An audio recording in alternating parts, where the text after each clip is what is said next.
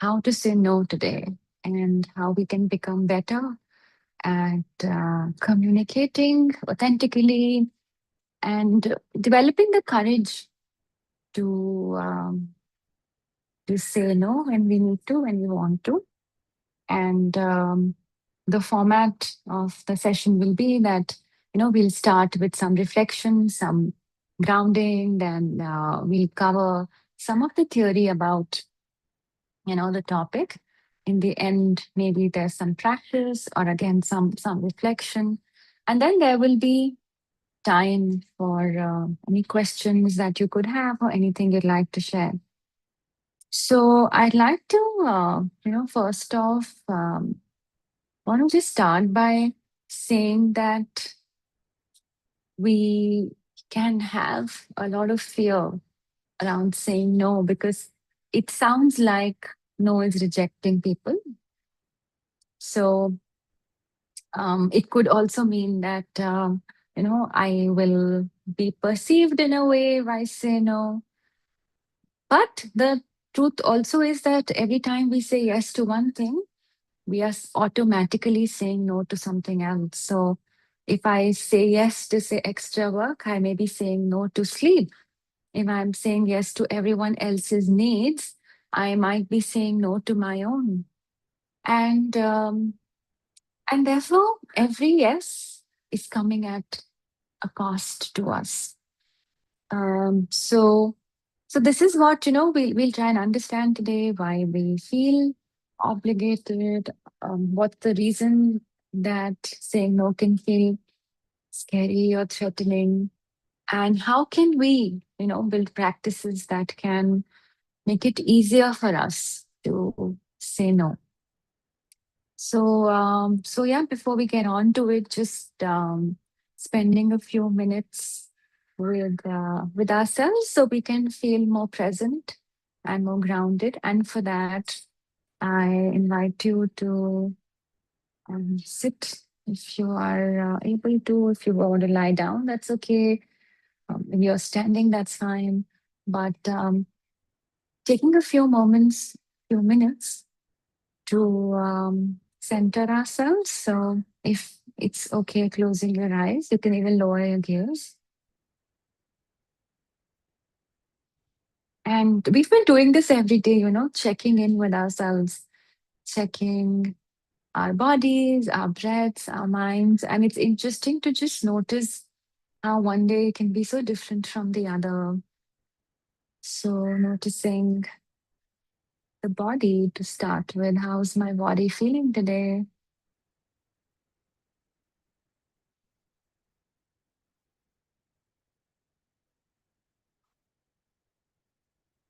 Do I feel tense or stressed anywhere?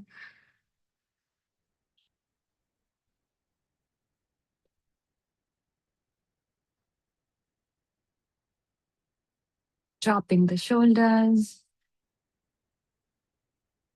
easing the face.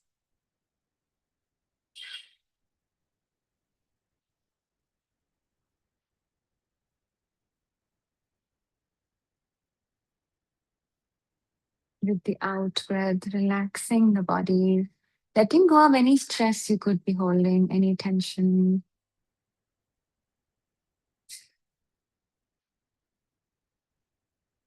With the in breath, inviting more energy into the body. With the out breath, releasing any emotion we don't need, any stress, any aches and pains. Releasing with the out breath.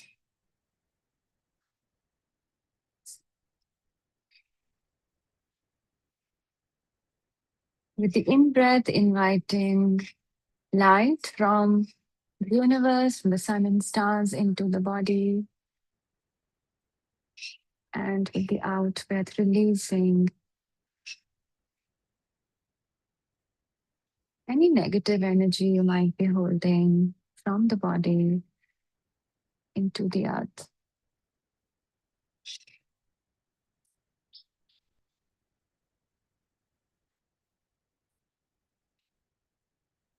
And feeling the body becoming more relaxed,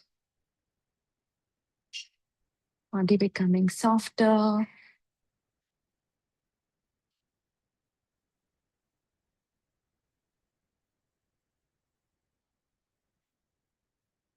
And then checking in with your breath.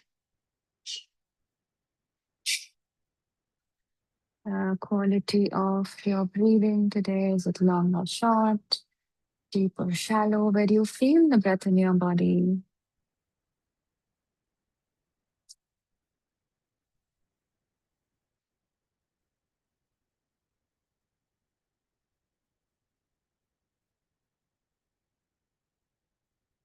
And taking 3 deep breaths. If possible, the exhale longer than the inhale.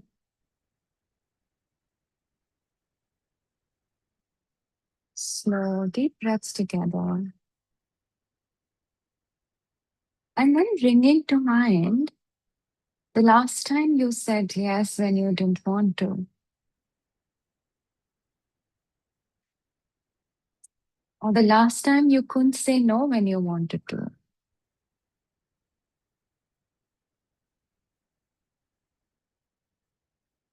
What was the situation?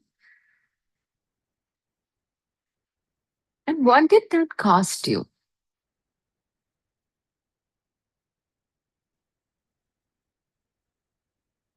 Could it costed you energy, peace, money, maybe, your weekend, your sleep.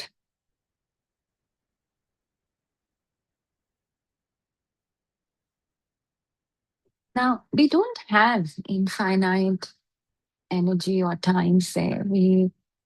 Um, we don't have unlimited choices. So every yes that we spend on something, it takes away that our attention, our time. It can take from our emotional energy, from our mental bandwidth. So if we think about it, we have, say, a budget of attention, and therefore saying yes is never free. Um, and and therefore setting an intention for yourself today that maybe it's to understand yourself better. It could be to develop the courage to say no. It could be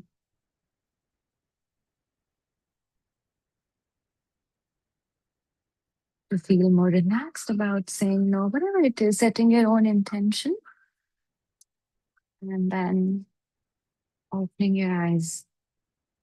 Now, we've spoken about this a bit in the past that saying no can feel dangerous. And we've evolved, as tribal beings, as social beings. Now, thousands of years ago, being rejected by the tribe could really mean death. So even today, we are carrying that in our nervous systems, in our DNA. So our nervous system often experiences social danger, rejection as physical danger. And therefore, when we say no, it can create in us anxiety, guilt, fear. We can feel like the heartbeat is faster, there can be tightness. The nervous system is actually only protecting belonging. So we might find ourselves having to say yes or saying yes just to avoid someone's disappointment, because that disappointment can really cost us a lot and it can create fear and anxiety in us. Now, we don't really fear saying no. We fear what happens after we say no. So, what are the fears that can come up? Um, we could get the fear, or we could be afraid of being disliked, being criticized. We could look selfish. We could create conflict. Um, there can be fear of disappointing people. Now, we all of us, we have certain identities that we can create around us. So say, we've been we've been soft in the past, and we've been very accommodating in the past, and somehow socially, culturally, it can be celebrated. So people can look at us and think of us as, um, he's always calm or she's always helpful. And we could feel like, that's a great thing, because that's how people, it's a compliment if I'm always loyal to others, if I'm always a very helpful person. And the exercise that we did a couple of days back, when we had to write down our strengths, sometimes um, when I do this activity and people share what they've written, a lot of people say, I'm always helpful. People can always count on me. And yeah, while it's good to be helpful, and it's good to be counted on, um, the identity around it can become so strong that we can feel like almost a sense of threat if we no longer want to be that person, or if in some situations we don't feel like we are equipped to be that person. And that's where the problem starts, because this quality of always being helpful, always being available, is so strongly linked to our identity, that that we don't know who we are without it, and we feel like people really like us because we are that person. What will others think? So there are some, these beliefs that we can carry with us about ourselves, about other people. Now, we also have, our own individual fears. So say, if you had to reflect and complete the sentence, if I say no, then what's your sentence going to be? Because all of us are carrying a hidden belief somewhere behind, wanting to keep everyone happy. So if you had to complete the sentence, if I say no, then, and answers could be very varied. They could be like, they'll stop loving me, or they think I'm selfish, they'll be angry, I'll disappoint people, I lose the relationship, I look like a bad person. And that's what also is sometimes, taught to us growing up. Don't be selfish, help everyone. Um, so what is it for you if I say no, then? And it's a very telling sort of completion of the sentence, because it it reveals to us what our actual motivation is to not say no. Because sometimes we could also be in the illusion that I really am a great person. I really am a very helpful person, because, I put myself second. And that's such a great thing to do. Which doesn't, again, mean to say that we should never help others, or that there won't be situations where we might have to compromise on our comfort or our needs to help others. But if that is my identity, and I am so bound to it that even when I don't want to, I feel like, I need to, because that's who I am and that's what I'm like. I'm wanted for, or I'm liked for. Then it can start taking a toll on us. So again, you know, just understanding that the real reason for me to not say no is not because I am really wanting to help this person's coming from a place of real compassion. It could be that, it provides me with some social currency, and I have my own fears because of which I am not saying no. Yeah, there's a comment. It's been taught since childhood. And after helping, when we see happiness in others, we too feel satisfied. Yes, we do feel good when we see other people being happy. But if it's coming at the cost of my own happiness, then that needs some reflection. Ideally, yes, we should be able to help others, be with others, care for others without it ever, taking anything from us. And And again, there will be situations when that demand that from us. But if it's something that we find ourselves constantly doing at the cost of our own well-being, interest, then again, I doubt that we can celebrate that for too long.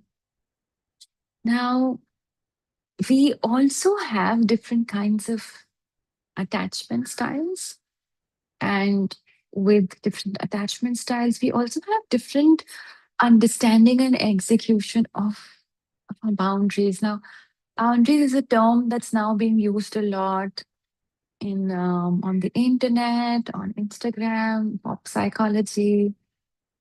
But coming back to you know attachment style, some of us in relationships can feel more anxious than others. So it could be that our way of relating to other people is more from a place of um,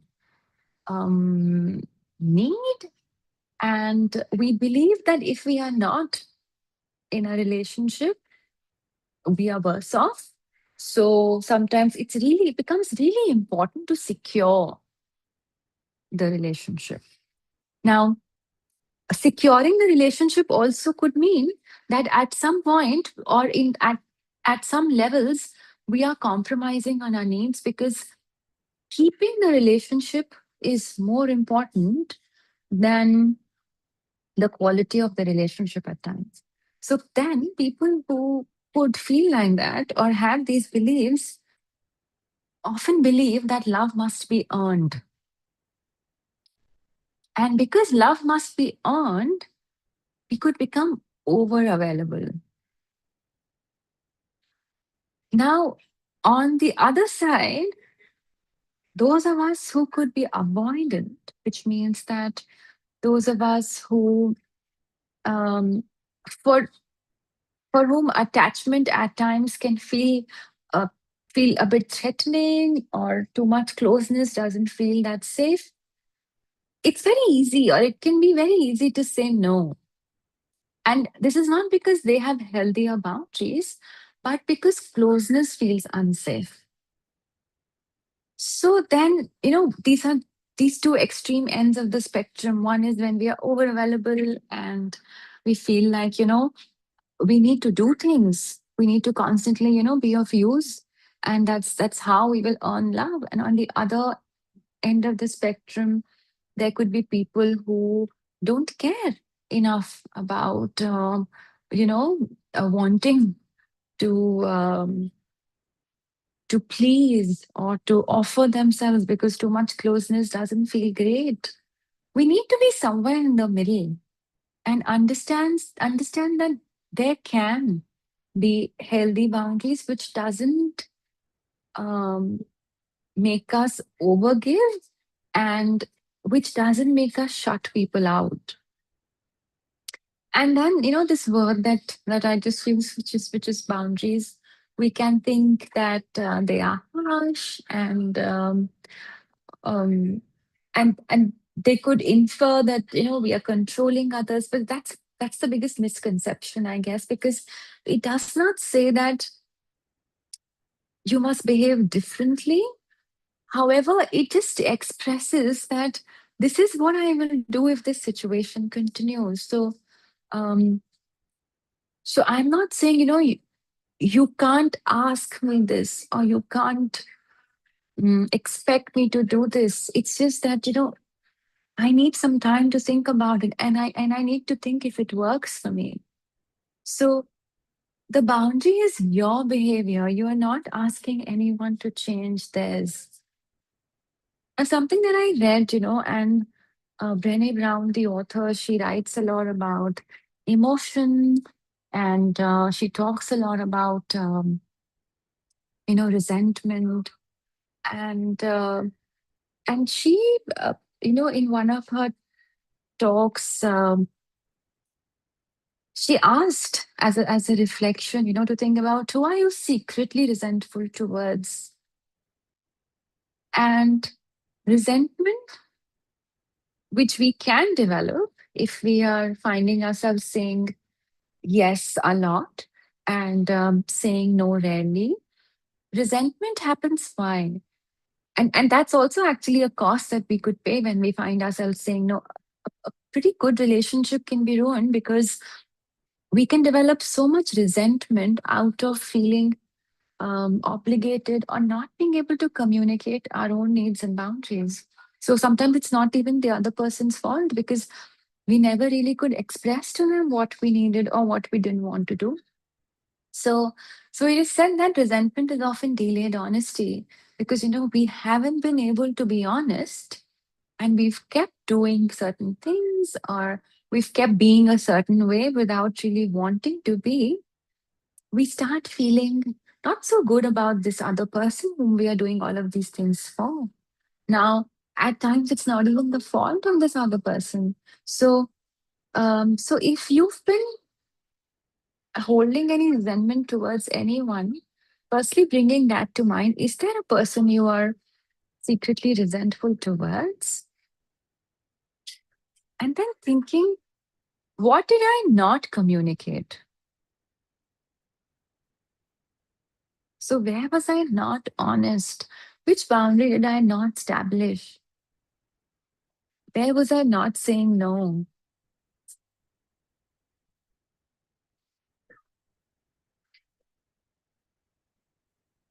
Bringing that to mind.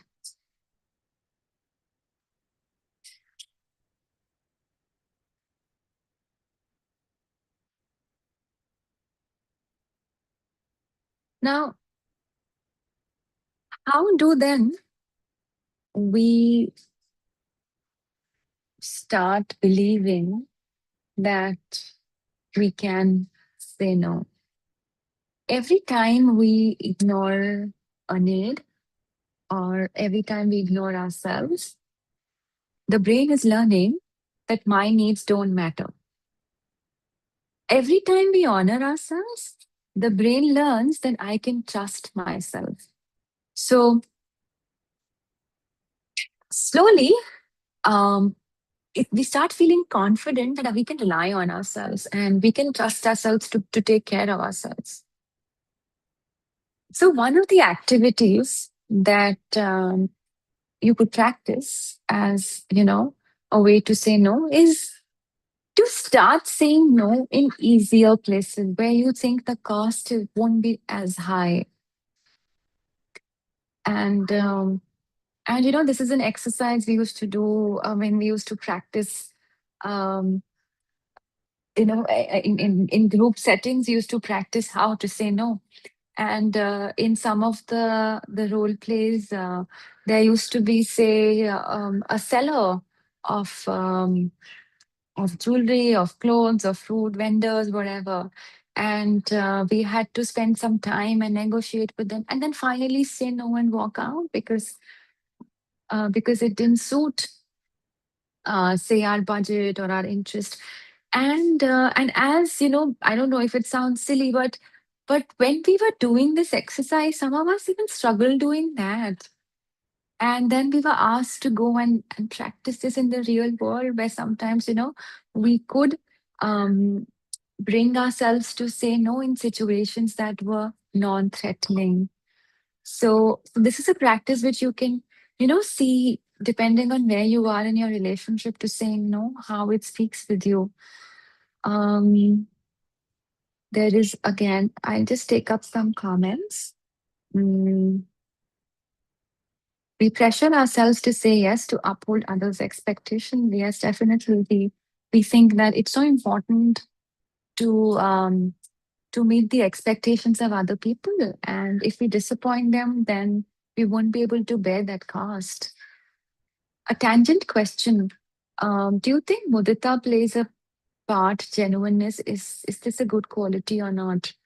Hmm. Mudita. So I guess when you say mudita, you mean that we can be uh, happy in others' happiness. So mudita, for those, and I guess you're talking about the same mudita, right? So mudita is a Pali word. It's a Sanskrit term. It means that we can experience vicarious joy. So say someone does something nice, someone achieves success, and we can feel joy in their success, and it takes away sort of, it's in a way, it's the opposite of jealousy. So so if that's yeah, if that's what you mean by mudita, then is this a good quality or not? Yeah. So um in Buddhism, in yoga, they say that mudita is one of the Brahma Viharas, which means that there are four Brahma Viharas: mm, mudita, karuna, apeksha, and there is one more which I'm forgetting. So metta, loving kindness. So we can believe, we can want everyone to be happy. Karuna is compassion. We wish to help relieve the suffering of others. Mudita is sympathetic joy, and upeksha is equanimity. So when we cultivate these qualities, it helps us to deal with people. However, at the same time, I would say that even in spirituality, and even in the stories that we read, um, self-sacrifice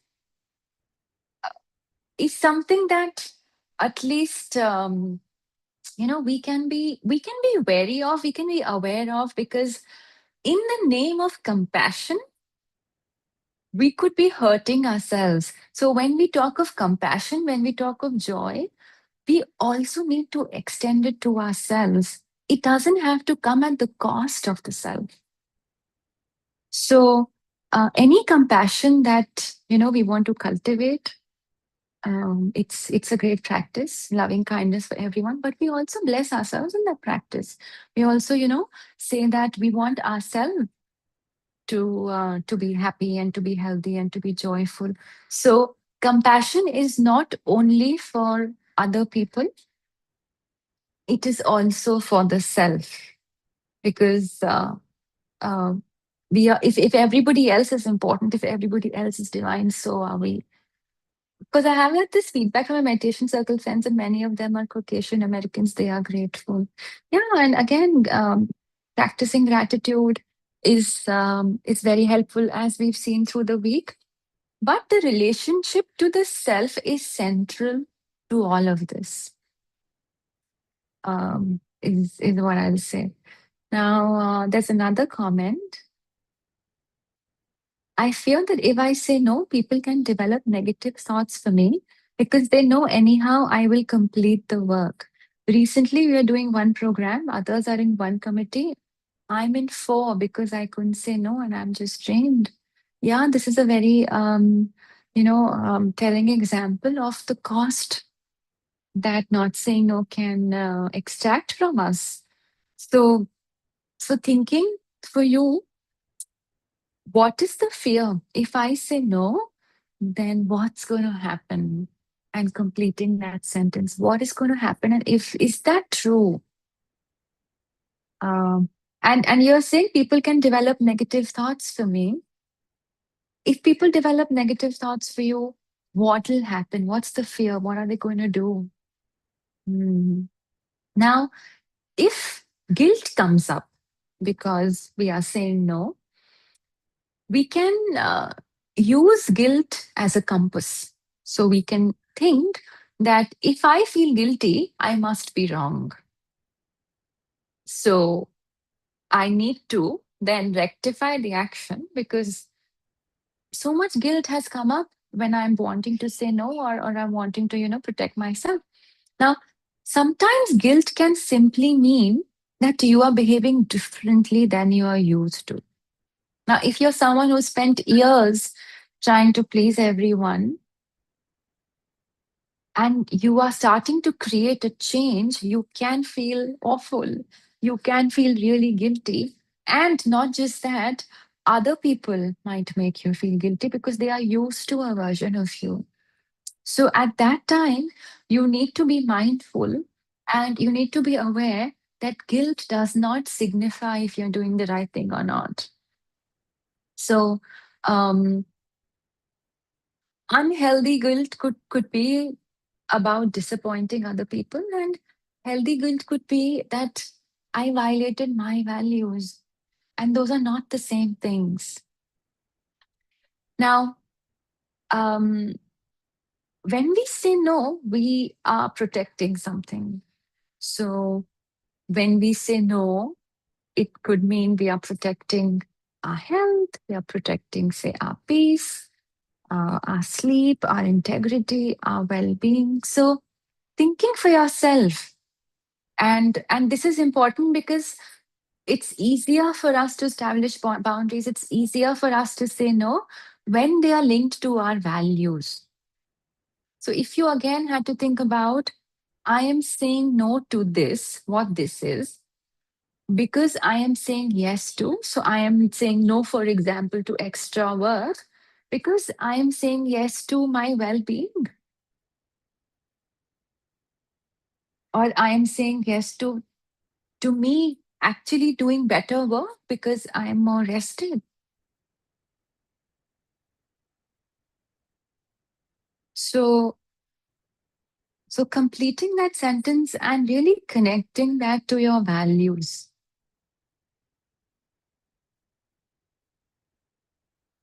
Now, as we know, we are nearing the end now, and um, there's a study and there's enough research to say that the most compassionate people are also the clearest about their boundaries. So compassion and boundaries actually reinforce each other, and they are not either or.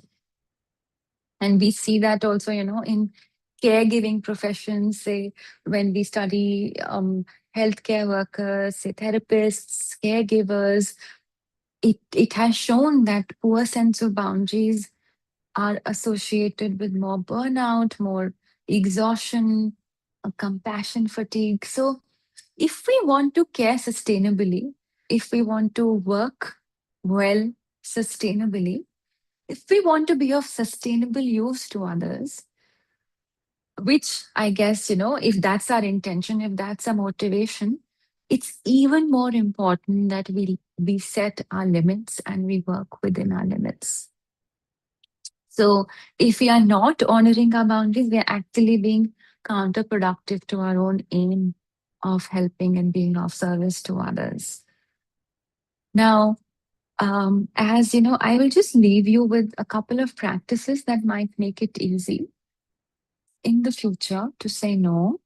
One is that at the end of the day, reflecting on, were there any situations from the day where I could not say no, writing that down. As a second question, writing down, what did it cost me? So what price did I have to pay for not being able to say no? And you could think of, you know, physical costs, emotional costs, cost of your well-being, relational costs, whatever cost it came to you at, um, writing that down. And then as a third question, writing down, what story was going on in my mind when I could not say no? So maybe the story could be that if I say no, I will not be liked by my boss and I will not get a promotion. Or the story could be that if I say no to this friend, she will not ask me to come along with her the next time. Whatever, the story is in your mind, um, writing that down. And if at all, you can think of it as the last question, thinking about, where did I learn this story? Where did I learn that, or when did I learn that this is how it works? And and at this point, not even making a change, not even forcing yourself to say no, but only reflecting, maybe for a week, that where is my inability to say no coming from? What is it costing me, and what is the story that's running in my head which makes me feel afraid or which makes me feel hesitant or anxious about saying no. So that's one practice. The second practice, as I've already spoken about, is, um, in easier situations, if you can start there by saying no, situations that feel less threatening, people who feel less threatening to disappoint, and reinforcing that to yourself, developing self trust from there, gaining confidence from there, and then slowly extending it to more difficult situations. And again, see how that goes. A third practice is if we can pause before we say yes. So, you know, we could end up saying yes too quickly by default when we've not even given ourselves a chance to actually choose. So, creating a gap between the request and the answer, you could use sentences like, let me think about that. Can I get back to you tomorrow? Buying some time for yourself before you jump into saying yes. And this can be very psychologically powerful because it gives, your prefrontal cortex time to engage rather than the conditioned response or letting fear decide for you. So, just buying yourself little time before you say yes to something or you're not able to say no, and that might really help you. Uh, so, is there anything else? Yeah, these are these three things that you can practice, you can try, and see how that goes. As a comment, a silly thing I had to do was stand in front of the mirror, enact the situation, and say no, no, sorry, no, I have a previous commitment. No, no, no. It made it kind of fun, and I felt okay. Yeah, that's a great. Thanks for sharing, and that's a great way to practice and then say no. So, um, Vardini is saying that just stand in front of a mirror, act out the situation, and see yourself saying no, and then say no in spite of sometimes the anxiety that it creates or the discomfort that it creates. So yeah, with the thing is that with practice we strengthen these habits, and there's no shortcut sometimes to changing our conditioned responses, changing our, behaviors that run on autopilot. So we will have to, in some ways, overcome the discomfort, little bit push ourselves, be kind to ourselves, also understand that we have learned, these responses out of some experience that taught us that it's not safe to say no. So I'll end here. Thank you. Thanks for practicing together. Thank you for being here. Tomorrow we'll have Dr. Aisha coming and talking about some aspect of mental health, of living better, and next week we will be starting with a new module from the foundational modules that we're talking about last week. This week we were discussing about gratitude, and we're discussing about positive psychology. Now next week we'll be starting with our ability to be more mindful, so training the mind to let go of staying in the past or in the future, and how we can really bring ourselves in the present moment to experience life as it's coming and not be in yesterday or tomorrow. So that's what next week is going to be all about.